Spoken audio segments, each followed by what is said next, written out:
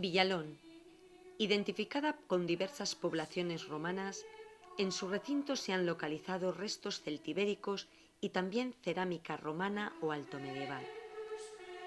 Se sabe que Fernando III dispuso en 1294 que la villa pudiese celebrar mercado todos los sábados del año, y el monarca Fernando IV la concedió nuevos privilegios. Después de una serie de vicisitudes durante los reinados de Alfonso XI y Pedro I, Juan II la cedió al conde Luna, quien la vendió a don Rodrigo Alonso Pimentel, conde de Benavente, convirtiéndose a partir de entonces en señorío de los Benavente. Los orígenes de la Feria de Villalón se remontan a 1436, cuando por una provisión de Juan II, la feria, que entonces se celebraba en Medina de Rioseco, se trasladó a Villalón. Rollo o picota, sin duda uno de los más hermosos de España, fue erigido en 1523. De trazado gótico, se levanta sobre un basamento octogonal que consta de 5 escalones.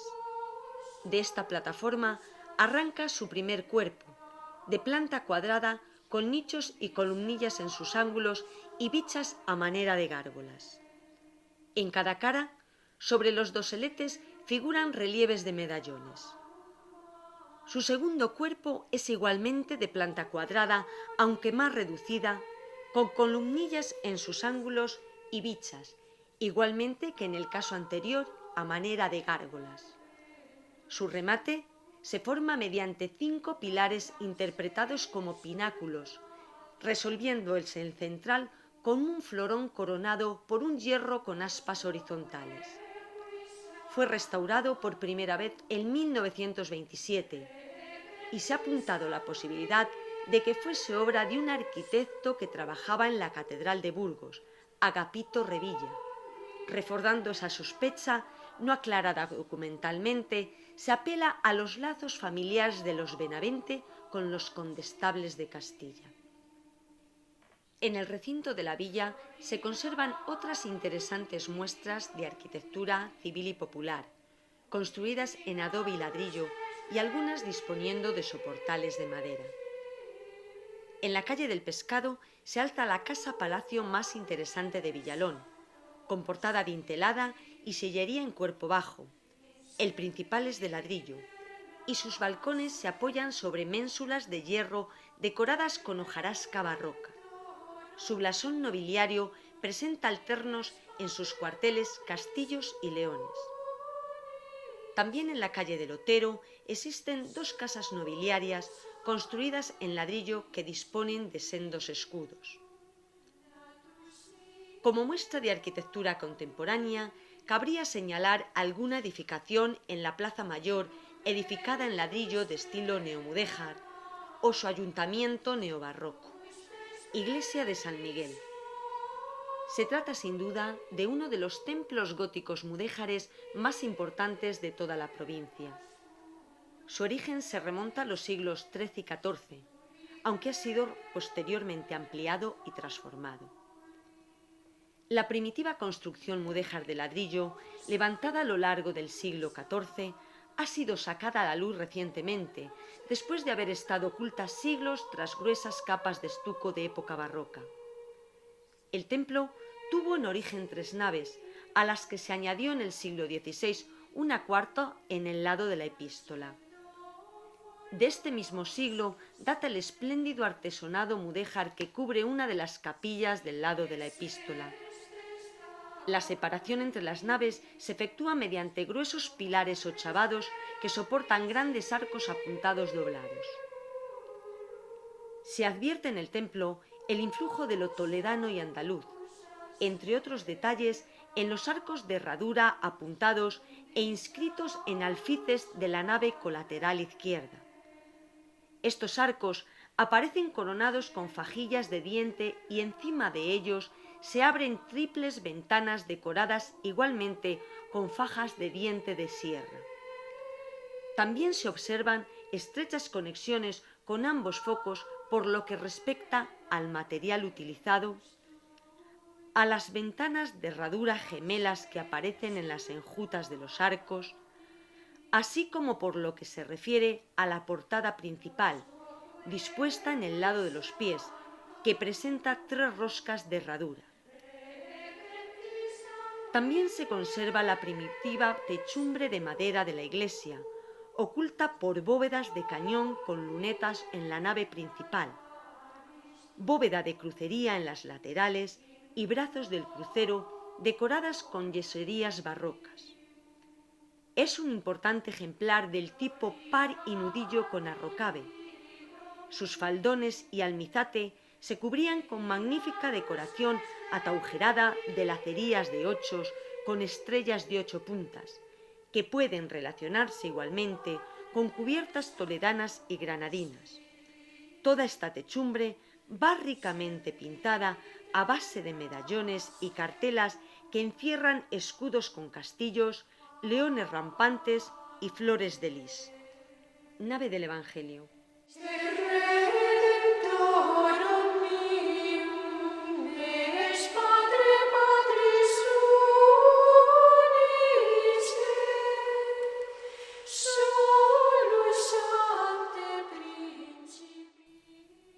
En varios arcosolios recientemente se han instalado las esculturas de un Cristo atado a la columna de hacia 1500, cuyo estilo acusa relación con el denominado Maestro de San Pedro de la Moraleja y un santo de finales del XVI. En uno de los arcosolios se pueden conservar restos de pinturas góticas representando a Cristo resucitado y la Piedad. La primera capilla, con embocadura de arco apuntado, se cierra con una elegante reja del primer cuarto del siglo XVI de diseño gótico. La segunda capilla conserva en su pavimento una lápida sepulcral gótica con figura de yacente en relieve. En la pared y en el arco solio apuntado, un sepulcro yacente de un caballero de comienzos del siglo XVI y sobre él un crucifijo del mismo siglo. La capilla del brazo norte del crucero se cierra con una reja gótica del siglo XVI con remate renacentista. Adosado al muro se halla la que constituye sin duda la obra más relevante de las conservadas en el templo, el sepulcro del canónigo leonés don Diego González del Barco. La obra la realizaría Juan de Juni durante su estancia leonesa. Destaca el rostro de González del Barco por su importante realismo que delata el empleo de mascarilla funeraria por parte del escultor. Encima del sepulcro se ha instalado una antigua portezuela de sagrario con un bello relieve renacentista de alabastro representando al Niño Jesús con San Juan Niño besándole la mano y que por su estilo podría relacionarse con el taller juniano. Presbiterio.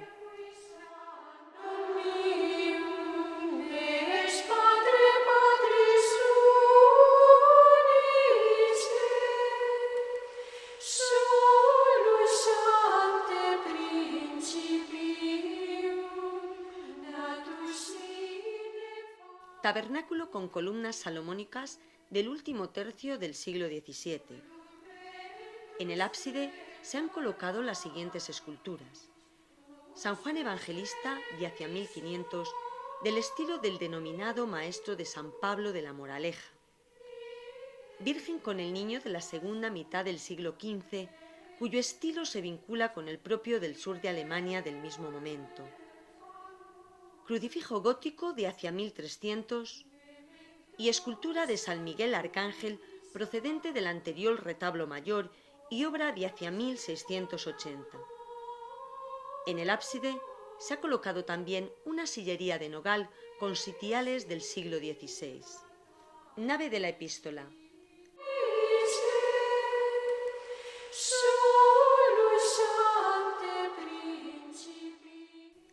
Adosado a uno de los pilares del brazo sur del crucero, se sitúa un interesante retablo con pinturas en su banco de la Anunciación y de la huida a Egipto, lienzo de la presentación de la Virgen, y en el ático un niño Jesús. Igualmente en el crucero, un retablo del siglo XVIII con escultura de San Francisco del mismo momento. Adosadas a los pilares de la nave, esculturas del crucifijo de mediados del siglo XVI y Virgen con el niño que atribuimos a Inocencio Berruguete.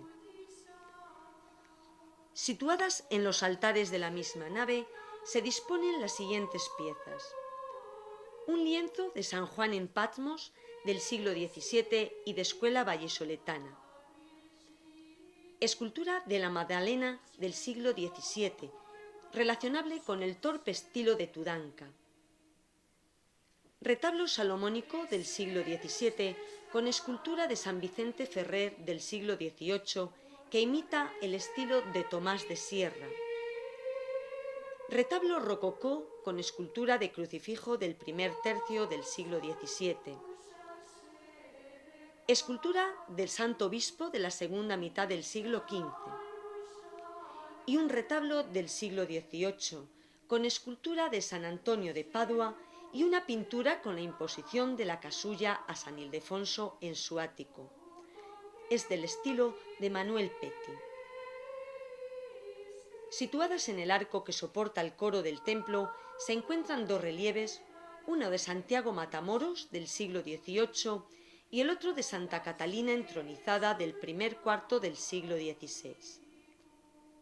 A los pies del templo y debajo del coro se sitúa el baptisterio cerrado con una reja del siglo XVI y sobre la pila bautismal un pequeño relieve del siglo XVI con el tema del bautismo de Cristo. En la capilla situada en el basamento de la torre se guardan las esculturas de San Lázaro del siglo XVI, de algún seguidor de Berruguete y un santo evangelista de medianos del siglo XVI con un San Antón del siglo XVII.